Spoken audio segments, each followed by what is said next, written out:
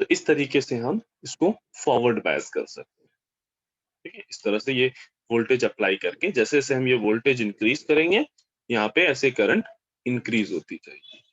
एक particular voltage होगा जिस पे ये एक्सटर्नल इलेक्ट्रिक फील्ड इस इंटरनल इलेक्ट्रिक फील्ड को ऑलमोस्ट कंपनसेट कर लेगी और इजीली यहाँ पे एक सफिशिएंट करंट एक अब सफिशिएंट करंट यहाँ पे फ्लो होना स्टार्ट हो जाएगी। मीनिंग वो करंट जिसको हम प्रॉपर्ली मेजर कर पाए एक अप्रोक्स मिली एम्पियर के टर्म्स में मल्टीपल्स में एक करंट यहाँ पे फ्लो होना स्टार्ट हो जाएगी।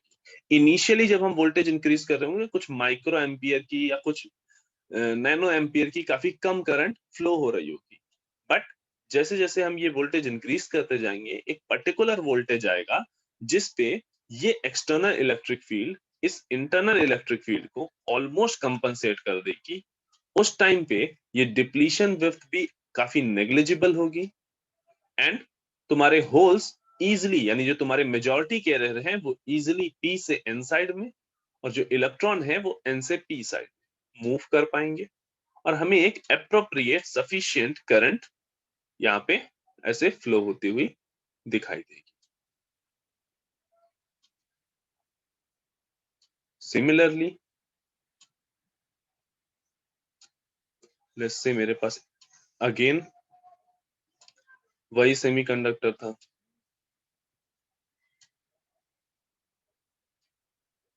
अगेन हमने इसके अक्रॉस बैटरी कनेक्ट की, लेकिन इस बार हमने बैटरी कुछ इस तरह से कनेक्ट की कि इस साइड पी था, पी साइड में नेगेटिव कनेक्ट किया और इस साइड एन था तो एन साइड में पॉजिटिव कनेक्ट किया।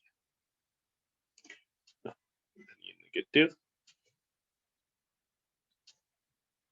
नेगेटिव और ये पॉजिटिव।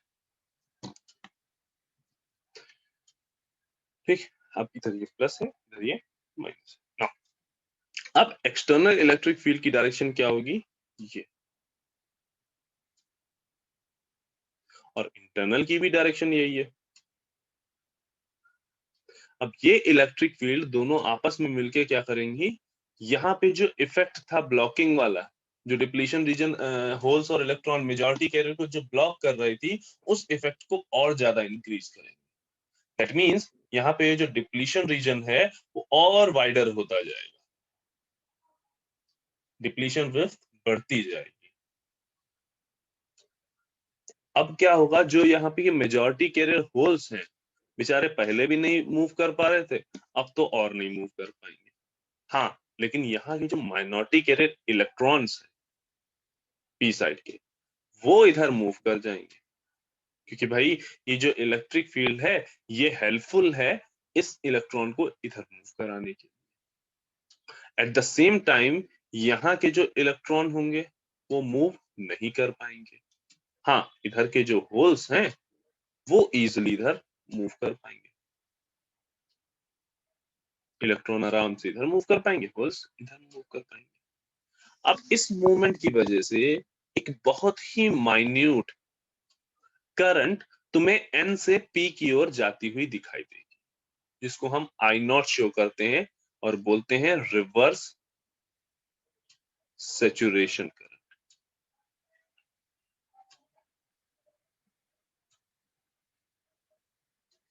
काफी small C current, negligible current होती है। अगर सिलिकॉन का सिलिकॉन सेमीकंडक्टर का डायोड है तो कुछ माइक्रो एम्पियर की करंट होगी, अगर जर्मेनियम का है तो कुछ नैनो एम्पियर की करंट होगी, और ये हमारे किसी भी यूज की नहीं है। ठीक, इवन ये भी कह सकते हैं कि अगर हम कहीं पे डायोड को कनेक्ट करते हैं तो ये अननेसेसरी नॉइस का काम करती है, यानी ये वो अनवांटेड करंट है जो हम चाहते तो नहीं है फ्लो हो, लेकिन फिर भी ये फ्लो होती है। ठीक, दूसरी चीज, ये जो वोल्टेज हमने अप्लाई किया रिवर्स बायस के लिए, ये वाली आई नॉट करंट या रिवर्स सैचुरेशन करंट इस वोल्टेज पे डिपेंड नहीं होती है। कितना भी वोल्टेज इंक्रीज करो डिक्रीज करो, एक सर्टेन टाइम तक ये इसकी डिपेंडेंसी इस वोल्टेज पे नहीं रहती। हाँ, कुछ देर बाद जब वो ब्रेकडाउन आता है तब थोड़ी सी कुछ बहुत माइन्यूट सी डिपेंडेंसी हो जाती है। अदरवाइज जब तक ब्रेकडाउन नहीं आएगा तब तक ये आई नॉट करंट केवल और केवल टेम्परेचर पे डिपेंडेंट होती है, इस वोल्टेज पे डिपेंडेंट नहीं।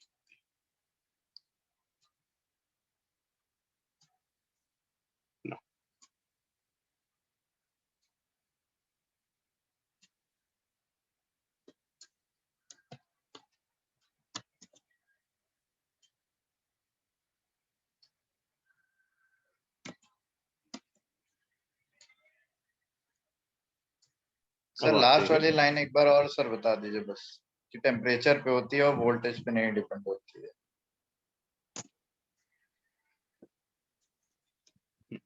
देखो ये जो यहाँ पे रिवर्स सैचुरेशन करंट है ना, ये reverse saturation current reverse bias में अप्लाइड जो वोल्टेज है उस वोल्टेज पे डिपेंडेंट नहीं होती है। तुम रिवर्स बायस वोल्टेज इंक्रीज करो डिक्रीज करो, बट इस रिवर्स सैचुरेशन करंट पे कोई इफेक्ट नहीं पड़ेगा टिल ब्रेकडाउन वोल्टेज नहीं आ जाता।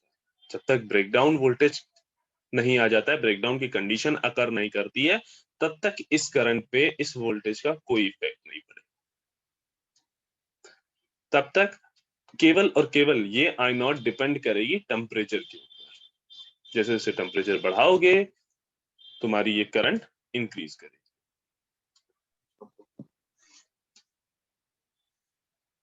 ये आई नॉट जो है वो इंक्रीज करेगी ना। सभी को चैट बॉक्स में एक लिंक मिला होगा, ठीक है, वी लैब का। उसको ओपन करना है, लेकिन सुनो डायरेक्ट उस हाइपर लिंक पे कोई क्लिक मत करना, ठीक है, नहीं तो वो ओपन नहीं होगा। पूरा उसको सेलेक्ट करना और देन कॉपी करके क्रोम पे या किसी भी ब्राउजर पे जो तुम यूज कर रहे हो तब उसको ओपन, क्योंकि उसका लास्ट का पार्ट हाइपर लिंक नहीं है। तो जो लोग सिस्टम पे काम कर रहे हैं, जो भी मोबाइल पे काम कर रहे हैं, अगर कोई इशू नहीं हो रहा है, कोई दिक्कत नहीं आ रही है, तो उसको खुद से भी ओपन करके देखें। साथ साथ में अगर करते चलोगे तो थोड़ा सा इजी रहेगा समझना। यस सर, हो गया।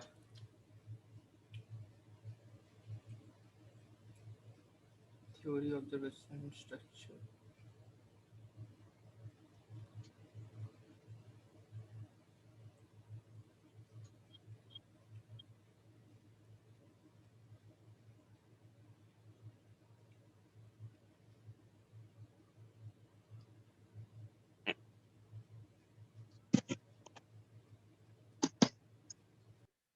लिंक ओपन करने पे सभी को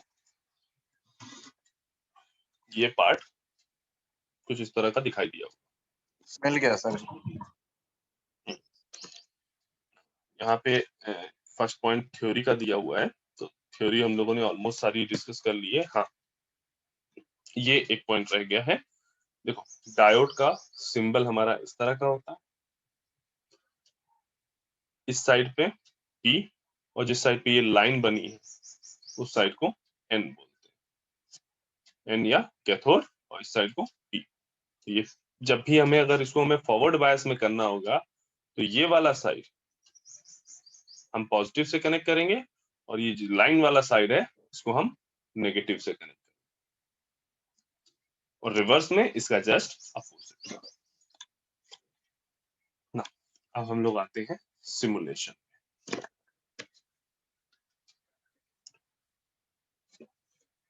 यहाँ सिमुलेशन में तुम्हें फॉरवर्ड बायस सिलिकॉन डायोड, ठीक, रिवर्स बायस सिलिकॉन डायोड, इनको कैसे यूज करना है, कैसे कनेक्ट करना है, और देन उसका सर्किट कैसे ड्रॉ कर सकते हैं। मीनिंग जो तुम्हारी किट बेस्ड तुम्हारा ये एक्सपेरिमेंट होता है, तो अगर तुम्हारे पास किट होती तो तुम कनेक्शन कैसे करते, उसका भी वर्चुअली इन्होंने पूरा डिमॉन्स्ट्रेशन दिया हुआ है, तो उसको भी हम लोग करके देखेंगे। फर्स्ट ऑफ ऑल हम लोग सर्किट कनेक्ट करना देख लें।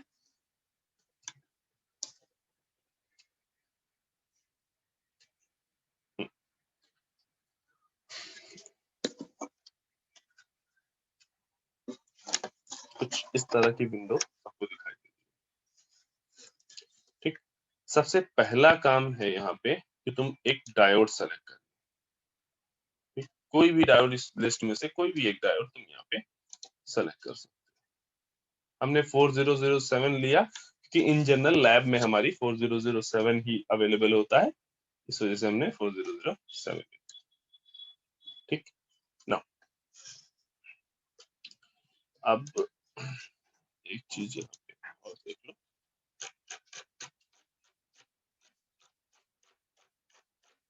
थोड़ा सा प्रोसीजर में एक चीज ये देख लो कि हाँ कनेक्शन कैसे होते हैं। देखो तुम्हारा डायोड है, उसके सीरीज में एक रेजिस्टेंस लगा हुआ है। जस्ट अ सेकंड, इसको इसमें देखने से बेटर।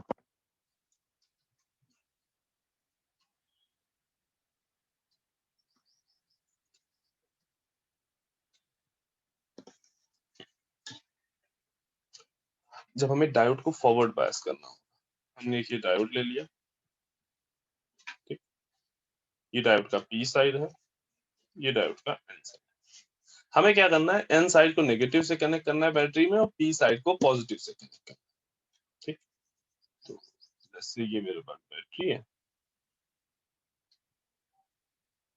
ये इधर मैंने इसको एन से कनेक्ट कर दिया और ये इधर मैंने इसको पी से कनेक्ट कर दिया।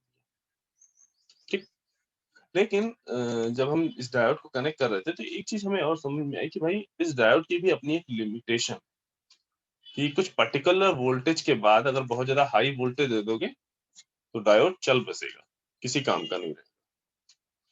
तो उसके लिए हम लोग क्या करते हैं कि यहाँ पे रेजिस्टेंस और ऐड करते हैं, कि अगर बाई चांस किसी सर वजह से, डायोड क्या डैमेज हो जाता है सर?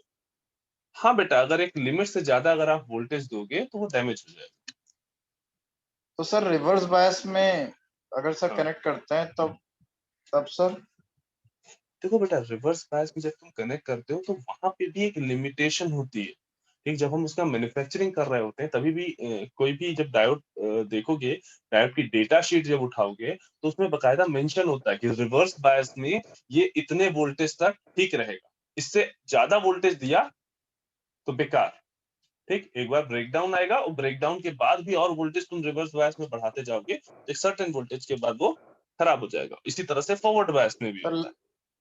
सर क्या हमें जैसे एक्सपेरिमेंट कर रहे होते हैं जब लैब में, तो क्या ऐसा सर कभी हो सकता है कि कोई जैसे इतना वोल्टेज बढ़ा दे कि डायोड ब्रेकडाउन के बाद भी मतलब खराब हो जाए? देखो इन जनरल जो तुम एक्सपेरिमेंट करते हो उसमें किट बेस्ड एक्सपेरिमेंट होता है, तो वहां पे तो चीजें नहीं कर सकते हो। हाँ, एलईडीज अगर जैसे तुम्हारे पास है, तुम उसमें अगर तुमको ये चेक ही करना है तो उस एलईडी को एक हाई वोल्टेज देते चले जाओ और एक सर्टेन टाइम के बाद वो एलईडी ब्लास्ट हो जाएगी। अगर बहुत ज्यादा हाई वोल्टेज है तो ब्लास्ट हो जाएगी, अदरवाइज वो वर्क करना बंद कर देगी।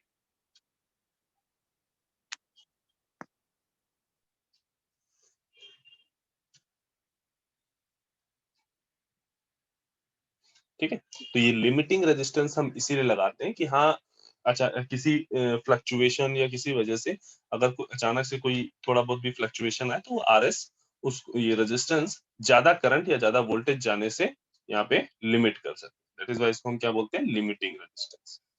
ठीक, अब हमें क्योंकि जब हम फॉरवर्ड बायस में कनेक्ट कर रहे हैं, हाँ, अब हम क्या कर रहे हैं, हमें इस डायोड के अक्रॉस कितनी करंट जा रही है, यानी यहाँ के आई फाइंड आउट करनी है, और इस डायोड के अक्रॉस यहाँ वोल्टेज कितना एग्जिस्ट कर रहा है ये फाइंड आउट करना है। तो करंट मेजर करने के लिए हम कौन सा इंस्ट्रूमेंट यूज करें? एमीटर। और उस अमीटर को हमें यहाँ पे सीरीज में कनेक्ट करना है ना। हमें पता है कि करंट जो है वो सीरीज में सेम होती है, इस वजह से हमने यहाँ पे एक सीरीज में करंट, सॉरी सीरीज में अमीटर यहाँ पे कनेक्ट कर।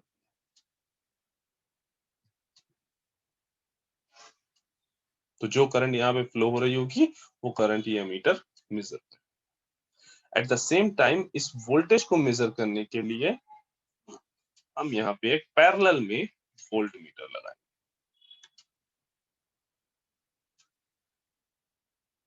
ये वोल्ट मीटर क्या करेगा, इस डायोड के अक्रॉस वोल्टेज मेजर करेगा।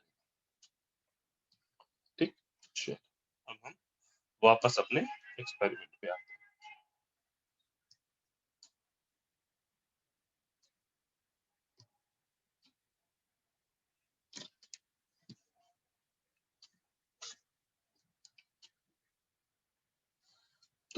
ये हमारा सिमुलेशन है, मीनिंग अनकनेक्टेड।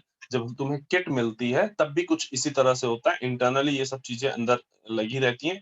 तुम्हें ये जो ब्राउन कलर दिख रहा है, इस तरह के वहां पे होल्स दिखाई देते हैं किट में, और तुम्हें क्या करना होता है, कनेक्टिंग वायर से इनको कनेक्ट करना होता है, प्रॉपरली सर्किट को कनेक्ट करना होता है ताकि तुम्हारा सर्किट प्रॉपर काम कर सके।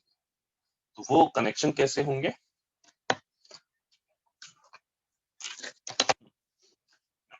सबसे पहले हमें ये दिख रहा है कि भाई यहां से इसको कनेक्ट करके हम सर्किट कंप्लीट कर लें ना। दूसरी चीज, ये जो अमीटर यहाँ रखा हुआ है, इसको हमें सीरीज में कनेक्ट करना है। तो उसके लिए इस पॉइंट को 7 से कनेक्ट कर दो और इस पॉइंट को 10 से कनेक्ट कर दो। यहाँ इस सर्किट को कंप्लीट कर दो ना। अब ये वोल्ट मीटर जो है वो कहा सर कैसे ऊपर कनेक्ट हो। सर एक हाँ, मिनट सर, ऊपर वाले जो 2 पॉइंट जो 1 और जो 10 कनेक्ट किया है सर, वो क्यों किया है, बस एक बार वो बताइए। एक एम्पियर से कनेक्ट किया है, एक सब वो 1 10 और वाला किससे कनेक्ट हो रहा है? एक नहीं मिनट, ये सर एक मिनट, 4 और ये सर 10, 4 को 7 से किया है, 10 को 8 से किया है ना सर। हाँ तो सर 4 को जब 7 से किया है तो वो हमारा आपने एम्पियर मीटर से वो कनेक्ट किया है इसको, सर्किट को। और हाँ जो आपने सर 10 और 8 को किया वो सर आपने डायोड को किया है ना, एम्पियर से, एम्पियर नहीं, मीटर से। हाँ नहीं बेटा देखो, इस एम्पियर मीटर का एक पॉजिटिव सिरा होगा, एक नेगेटिव सिरा होगा। ठीक, हम सर्किट को फुल कंप्लीट करते हैं ना, क्लोज सर्किट हमेशा बनाते हैं ना, करंट फ्लो होने के लिए क्लोज सर्किट होना चाहिए ना। तो सर्किट यहाँ से ऐसे ये कनेक्ट हुआ, ये इधर मीटर में कनेक्ट हुआ, यहाँ internally yes sir, connect yes हुआ, देन आगे जाके यहाँ डायोड से कनेक्ट हो जाएगा। यस सर, समझ गया सर, अब देख लिया पूरा डायग्राम। ना, अब हमें क्या करना है, इस वोल्ट मीटर को इस डायोड के पैरेलल में कनेक्ट करना है। तो ये इधर कनेक्ट किया और इसको यहाँ कनेक्ट, ठीक ना। अब हमें कोई एक पर्टिकुलर रेजिस्टेंस, इस जो हमने सीरीज रेजिस्टेंस यहाँ पे लगाया हुआ है, इसकी कोई पर्टिकुलर वैल्यू सेट करनी है। ठीक है, इसको तुम चाहो तो यहाँ कर सकते हो, या इसी पार्ट को यहाँ, जो ये फॉरवर्ड बायस्ड डायोड ये वाला पॉइंट दिया हुआ है, ठीक है, कैसे प्रोसीजर आगे बढ़ेगा वो यहाँ पर भी कर सकते हो। मीनिंग यहाँ पे तुम्हें ऑलरेडी सर्किट बना हुआ मिला है, वहां पे तुमने कनेक्शन खुद से किया, ठीक है, दोनों जगह पे सेम प्रोसीजर होगा। हम लोगों ने क्योंकि यहाँ कनेक्शन किया है तो यहीं पे चीजें कर लेते हैं। अच्छा, एक चीज देखो मिस हो गई, सब कुछ कर दिया लेकिन कहीं पे भी इसको ग्राउंड से कनेक्ट नहीं किया है। ठीक, तो हम इसको यहाँ से ऐसे ग्राउंड से कनेक्ट कर, ठीक ना। अब हम करते हैं check connection, right connection, set resistance and input DC.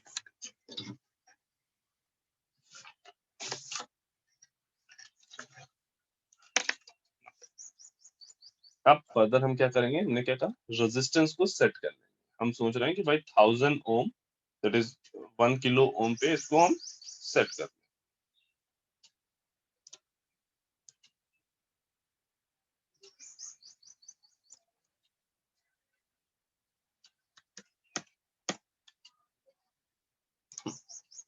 ठीक, इसको हमने इस रेजिस्टेंस को 1000 ओम पे सेलेक्ट कर लिया। ऐसा कोई हार्ड एंड फास्ट रूल यहाँ पे नहीं है कि 1000 ओम पे ही सेलेक्ट करना है। इसकी वैल्यू हम प्रैक्टिकली कैलकुलेट करने के बाद हम फाइंड आउट करते हैं कि हाँ डायोड को जो वोल्टेज अप्लाई कर रहे हैं उसमें कितना फ्लक्चुएशन हो सकता है, उसके अकॉर्डिंग होती है। और यहाँ पे हम 1000 ओम भी ले सकते हैं, 2000 ओम भी ले सकते हैं, जो भी अवेलेबिलिटी है रेजिस्टेंस। ठीक, बस ध्यान ये रखना है कि फॉरवर्ड बायस में जितना रेजिस्टेंस लिया है और जो भी डायोड सेलेक्ट किया है, वही सेम डायोड और रेजिस्टेंस जब रिवर्स बायस कर रहे होंगे तब की नहीं। ये नहीं होगा कि यहाँ रेजिस्टेंस कुछ और वहां रेजिस्टेंस कुछ और। ठीक ना, अब हमें क्या करना है, धीरे धीरे इस वोल्टेज को इंक्रीज करना है और जो करंट और वोल्टेज की रीडिंग्स आ रही है उनको मेजर करते जाना। इनिशियली हमने 0.3 जब दिया तो करंट और वोल्टेज 0 0 है, हमने एक रीडिंग 0 0 वाली ऐड कर ली है ताकि हमारा ग्राफ प्रॉपरली बन सके। ठीक, अब इसको हम फर्दर इंक्रीज करते हैं इस वोल्टेज को। 0.7 पे यहाँ पे एक फुल करंट तुम्हें यहाँ पे दिखाई देना स्टार्ट। ऐसे ही इंक्रीज करते जाओ इस वोल्टेज को और रीडिंग्स को ऐड टू टेबल करते जाओ।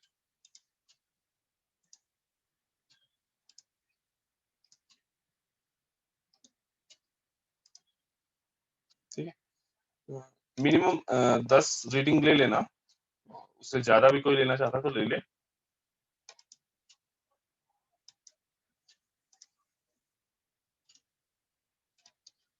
अब यहाँ ध्यान से देखो, वोल्टेज जब जैसे से हम इंक्रीज करते जा रहे हैं, हमने जो एक्सटर्नल वोल्टेज लगाया था वो 0 से 5 वोल्ट तक हमने इंक्रीज किया, बट डायोड के अक्रॉस वोल्टेज 0.53 से केवल 0.58 तक चेंज हुआ है, यानी काफी ज्यादा वेरिएशन नहीं है। 0.07 वोल्ट का ही वेरिएशन दिख रहा है यहाँ वोल्टेज में, वेरिएशन काफी लार्ज वेरिएशन नहीं है, इसको कहेंगे काफी स्मॉल सा वेरिएशन। जबकि करंट 0.1 से 4.4 तक चेंज, मीनिंग 0.07 का वेरिएशन तुम्हें मिल रहा है वोल्टेज में, डायोड वोल्टेज में, और करंट में वेरिएशन कितना मिल रहा है 3.1 का।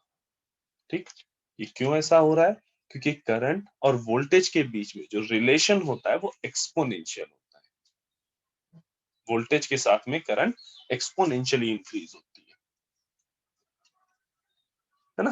अब इस ग्राफ को हम सिंपली प्लॉट कर लेंगे, कुछ इस तरीके का हमको ग्राफ मिल जाएगा। डिफरेंट रीडिंग्स भी यहाँ पे हम देख सकते हैं, जो हमने यहाँ पे रीडिंग बनाई थी वो पॉइंट्स भी यहाँ पे हम देख सकते हैं। ठीक, इस तरीके से तुम फॉरवर्ड बायस का ग्राफ ड्रॉ कर सकते हैं। ठीक, सिमिलरली अब रिवर्स बायस डायोड का हम लोग सर्किट ड्रॉ करेंगे एंड वहीं पर इस सर्किट की वैल्यूज पुट करके ग्राफ भी प्लॉट कर लेंगे।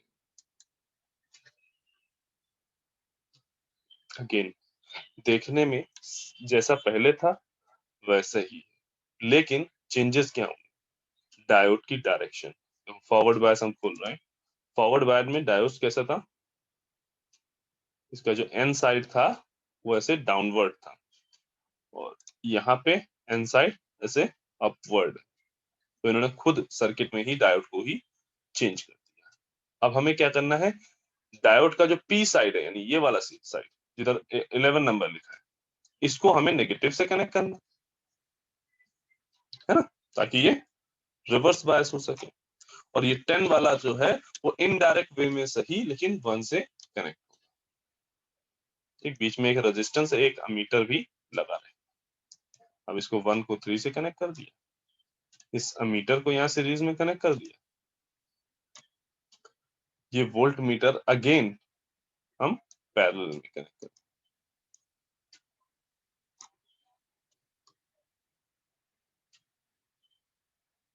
ठीक, साथ में डायोड हमें कौन सा सेलेक्ट करना है, वही 4007। रेजिस्टेंस की वैल्यू हमें कितनी रखनी है, 1000।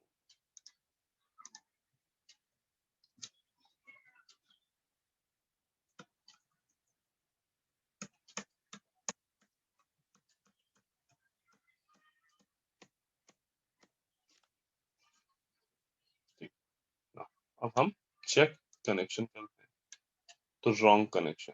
क्यों? क्योंकि भाई इस बार हम ये ग्राउंड देना भूल गए, है ना, ये ग्राउंड यहाँ पे कनेक्ट, और ये सेट रेजिस्टेंस एंड हमने रेजिस्टेंस सेट कर लिया है।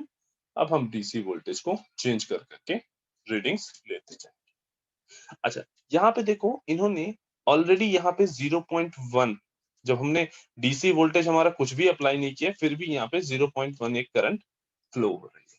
ठीक है, इसका रीजन कोई ऐसा नहीं है कि तुम कुछ भी वोल्टेज नहीं दोगे तब भी डायोड में करंट फ्लो होती रहेगी, ऐसा कुछ है नहीं। यहाँ पे मेन रीजन ये है कि भाई जो तुम इन्होंने प्रोग्रामिंग की है उसमें ऑलरेडी बाय डिफॉल्ट इसको सेट कर दिया। ठीक, नॉर्मली जब तुम अगर तुम सर्किट कनेक्ट करते तो जैसे ही तुम सर्किट कंप्लीट करोगे एक reverse saturation current reverse bias में फ्लो होना स्टार्ट करेगी। ये जो 0.1 100 है ना, ये उसी रिवर्स सैचुरेशन करंट को डिनोट कर रहा है, जो कि हमेशा फिक्स रहती है, वोल्टेज चेंज करने पर भी चेंज नहीं होती है। यहाँ पर भी वोल्टेज चेंज करके हम रीडिंग्स ऐड करते हैं।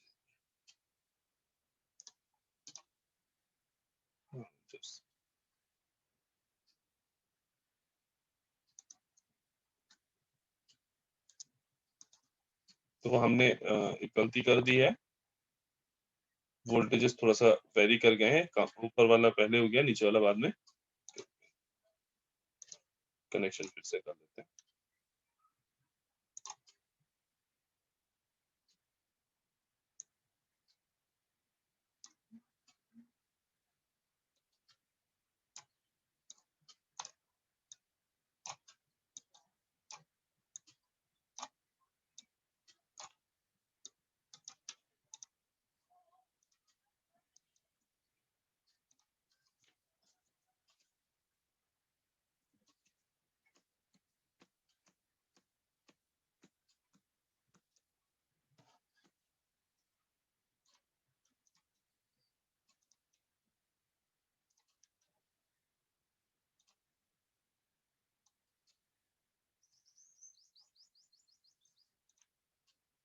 अब हम अगेन वोल्टेज को इंक्रीज करते जाएंगे और वैल्यूज को ऐड करते हैं।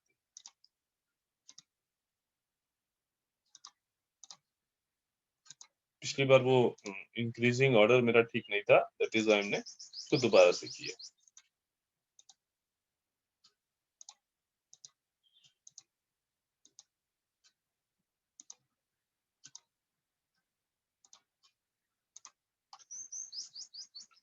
अब ध्यान से देखो इन रीडिंग्स को, वोल्टेज इंक्रीज होता जा रहा है, करंट कांस्टेंट।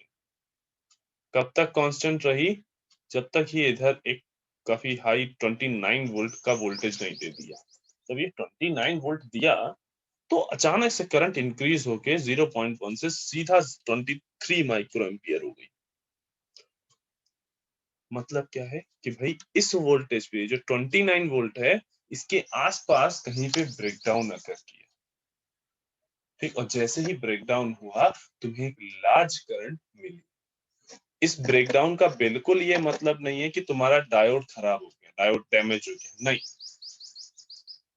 ठीक, डायोड की अपनी एक प्रॉपर्टी है कि भाई जब वो ब्रेकडाउन वोल्टेज पे पहुंचता है तो वो एक हाई करंट प्रोवाइड कराता है। ठीक, कुछ स्पेशल डायोड भी अभी आगे जाके पढ़ोगे, जेनर डायोड वगैरह, तो वहां पे देखोगे कि उन्हें तो बनाया ही इसी काम के लिए किया है कि ताकि वो उसी ब्रेकडाउन रीजन में काम करे। अब इसको भी हम प्लॉट कर लेंगे।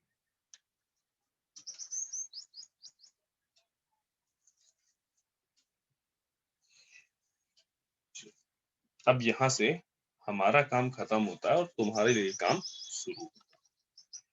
तो फर्स्ट थिंग कि सभी लोगों को लैब मैनुअल अवेलेबल हो गई थी गूगल क्लासरूम में।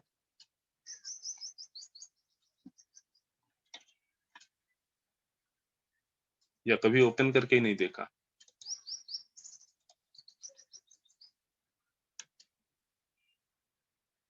सर जो आपने पोस्ट किया था ना। हाँ बेटा,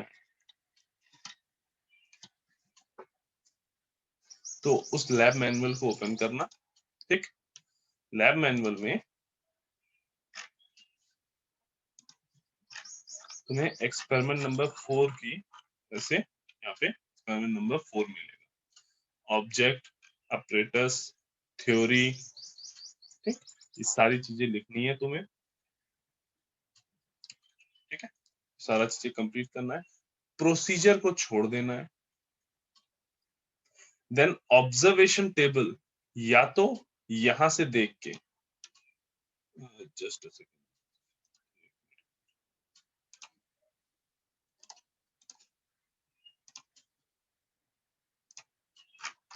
लोगों को ये स्क्रीन शेयर कर दी।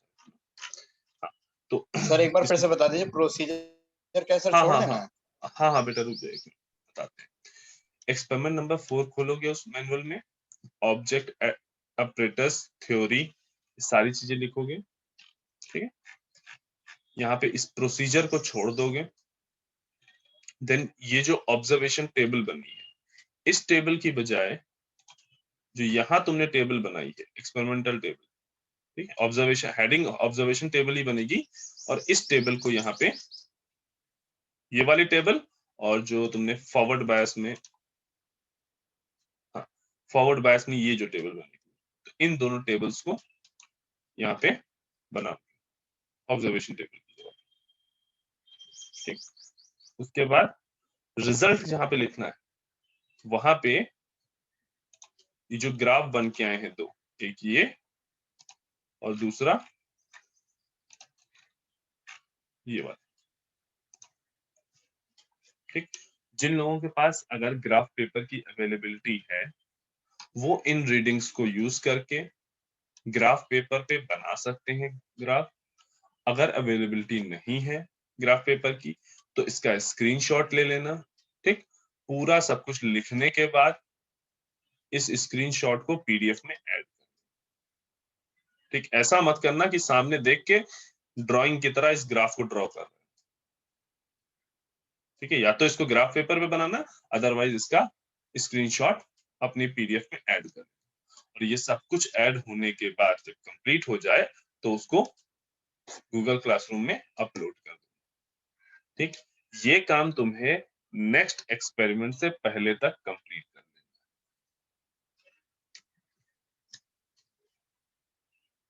ठीक। अच्छा, जिन लोगों के मन में ये आ रहा हो कि भाई इसको A4 में करना है, फाइल लेनी है, क्या करना है, तो भाई A4 की अवेलेबिलिटी इजीली हो जाएगी तो उसको A4 पे लिख लेना। इन केस उसकी भी अवेलेबिलिटी में दिक्कत है तो वो अलग से हमको बता देना कि जिसको बहुत दिक्कत है, जो अरेंज नहीं हो पा रहा है, ठीक। और कोई दिक्कत या डाउट? सर इसके लास्ट में जैसे वैसे नहीं होता सर, हर एक्सपेरिमेंट क्लास में कुछ प्रिकॉशन लिखे होते हैं, हाँ, 1 मिनट, हाँ, तो इसके प्रिकॉशन तक लास्ट हम लोग, में हाँ, हाँ, बिल्कुल, बिल्कुल प्रिकॉशन भी लिखने हैं, ये 3 प्रिकॉशन भी यहाँ दिए हुए हैं, ये भी लिखने हैं। माय मिस्टेक कि हम नीचे हमने स्क्रॉल नहीं किया, ठीक। और ये क्वेश्चंस नहीं लिखने हैं इसमें से, ठीक है, केवल प्रिकॉशन तक लिखना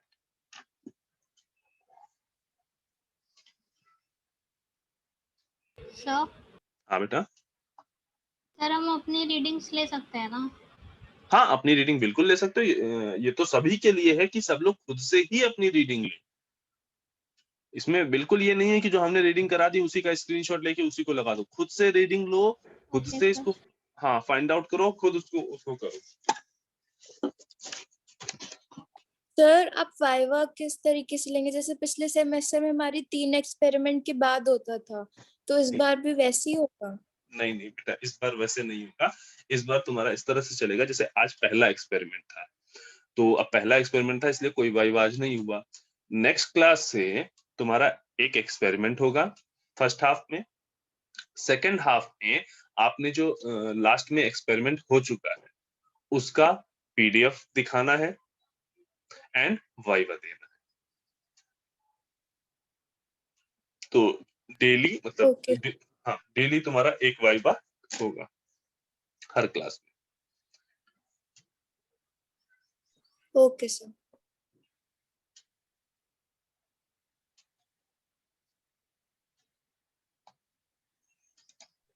बाकी सर हाँ बताएं। हेलो हाँ लोग बताओ। सर। हम्म, सर तो सर के आगे तुमने जो भी कुछ क्लास कहा, हाँ बेटा आवाज तुम्हारी कट गई, फिर से एक बार बताओ। Sir sir Google classroom code sir एक बार व्हाट्सएप पे शेयर कर दीजिएगा। अच्छा ठीक है, और कोई भी ऐसा जिसने अभी गूगल क्लासरूम ज्वाइन नहीं की है?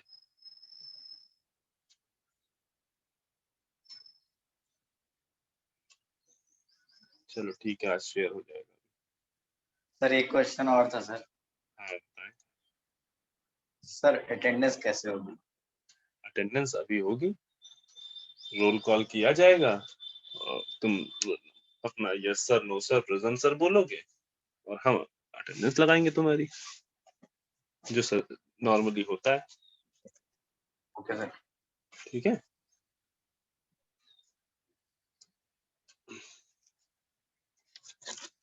और कुछ समस्या?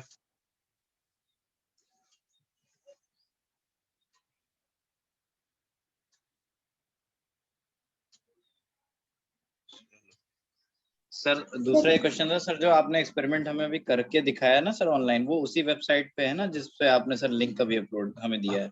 हाँ बेटा, और अगर किसी को लिंक ना मिले तो गूगल क्लासरूम पे तुम्हारा लैब एक्टिविटी चार्ट भी पड़ा हुआ है। उस एक्टिविटी चार्ट में तुम्हें हर एक्सपेरिमेंट का तुम्हें बगल में वो भी मिल जाएगा, लिंक मिल जाएगा। ठीक है, जो भी एक्सपेरिमेंट यहाँ कराएगा उसका लिंक वहाँ पे अवेलेबल होगा, तो उस लिंक को वहां से भी ले सकते हैं अगर इन केस नहीं कहीं मिल रहा है तो।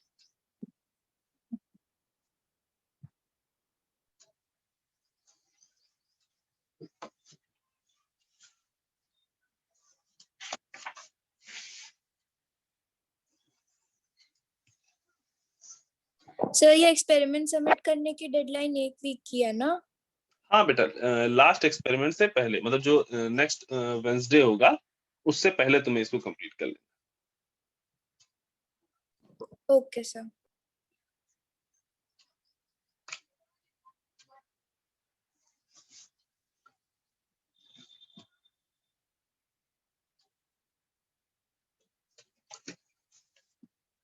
ठीक है, एक बार सभी लोग क्लास को रीज्वाइन कर लो।